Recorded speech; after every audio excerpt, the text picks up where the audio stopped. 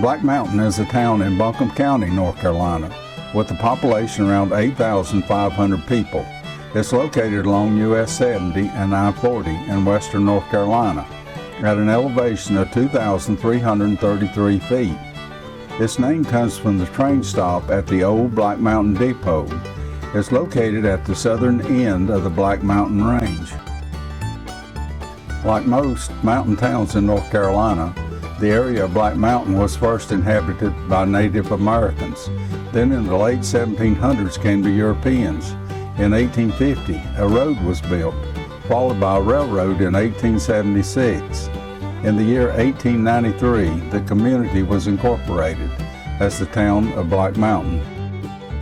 Tourism has become a main driving force for Black Mountain's local economy. And why not? It's a beautiful small town with shops, museums, arts, and restaurants. It's an easy visit if you're headed west on I-40. Take exit 65 and it's just a jump and a hop to the downtown area. If you're headed east, take exit 64, then left on Highway 9 and you're there. You may want to spend the night in one of its many motels or maybe a bed and breakfast. Swannanoa is a census-designated place in Buncombe County, North Carolina, with a population around 5,000 people. That's about 500 more than the 2010 census. Swannanoa is a growing community at an elevation of 2,225 feet. It's located along US 70 and I-40 between Black Mountain and Asheville. Swannanoa takes its name from the Swannanoa River that flows through the community. The Swannanoa community had an early start with settlers arriving in the late 1700s. In 1820, the Alexander Inn was built as a small log structure that was expanded into a large two-story log inn near Swannanoa.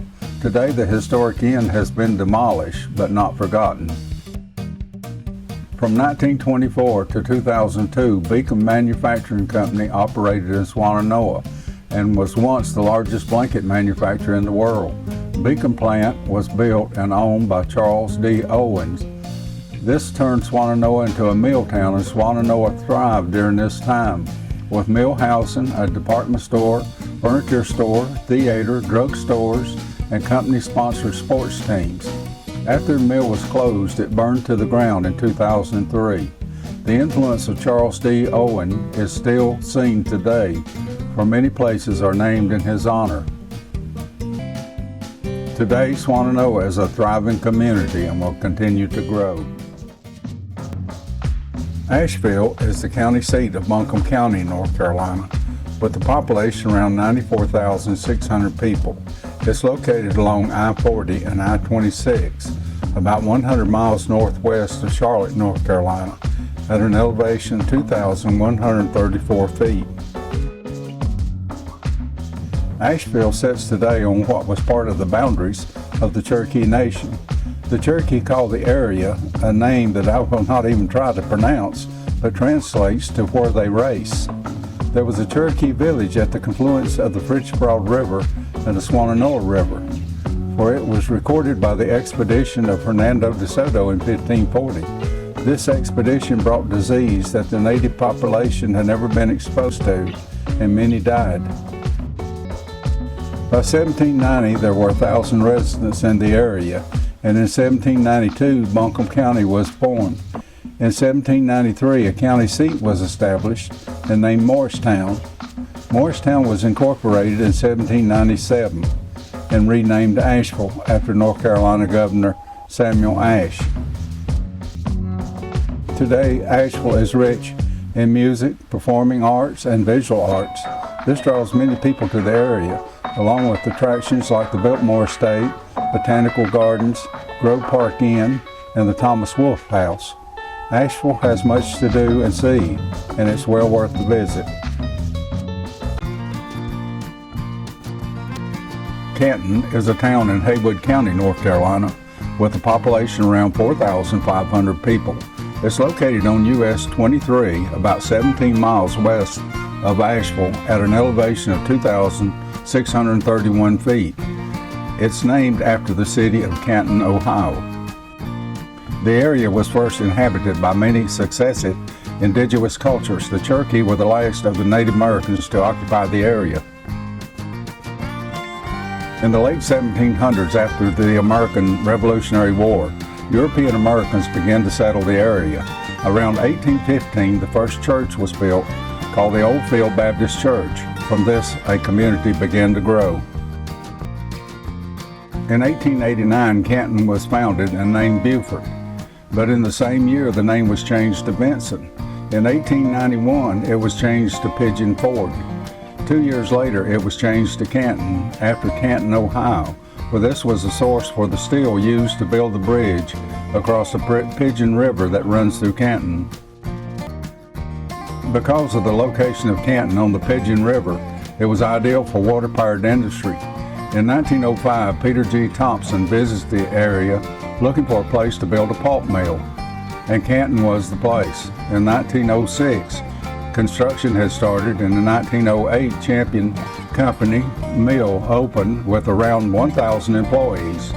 Champion decided to close the mill in 1997, but the employees purchased the plant and formed Blue Ridge Paper Company. The plant was later sold to Evergreen Packaging, and in March of 2023, Evergreen announced it would be closing. When I ride through towns, I concentrate on the downtown area because that's where the history is. Most of these towns have grown outside of Main Street area. That's good, but the history and charm is in the downtown area.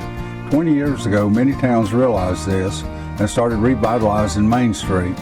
Vacant store buildings are now occupied by boutique shops, fine dining, entertainment, gift shops, and vacant spaces have been turned into small downtown parks. Canton has maintained its downtown very well, and it has the history and charm, a place you will want to visit. Waynesville is the county seat of Haywood County, with a population around 10,000 people. It's located on US 74 and US 76, about 30 miles southwest of Asheville, at an elevation of 2,697 feet. Waynesville was founded by Colonel Robert Love and was named after his former Revolutionary War commander, General Anthony Wayne. In 1871, Waynesville was incorporated as a town. In 1995, the town of Hazelwood merged with Waynesville, raising the population, and today Waynesville has over 10,000 people. Waynesville was the last skirmish and maybe the last shot fired in the Eastern Theater of the American Civil War. Waynesville's development started with the arrival of the railroad in 1884.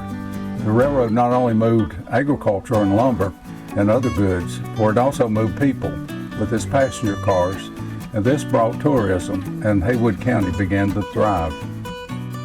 The area around the railroad and depot started to grow. Businesses dependent on the railroad sprang up, and the area became known as Frog Level because of its low level along Richland Creek. In 1900, the first depot burned, but was rebuilt and remained standing until 1987. Today, Waynesville is thriving with its revitalization of its downtown area.